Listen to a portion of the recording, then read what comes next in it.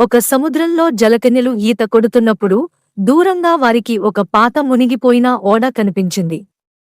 వారు ఆ ఓడలోకి వెళ్లి అక్కడున్న బంగారం, వజ్రాలను చూసి ఆశ్చర్యపోతారు. ఆ బంగారం ఒక మాంత్రికుడికి చెందినది.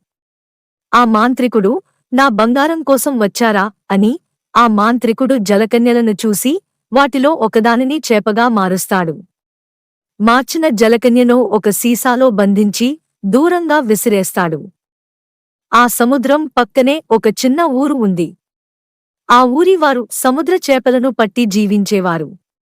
ఆ ఊరి ప్రజలు నిరుపేదలు. ఆ ఊరిలో అర్జున్ అనే ఒక పిల్లవాడు ఉండేవాడు. ఒకరోజు అర్జున్ తన తండ్రితో కలిసి చేపల వేటకు సిద్ధమవుతాడు. అర్జున్ మరియు అతని మిత్రుడు కలిసి వేటకు వెళ్ళగా అర్జున్ వలలో ఒక చేప పడింది. ఆ చేప నీలి రంగులో మెరుస్తోంది. వారు దాన్ని చూసి ఆశ్చర్యపోయారు.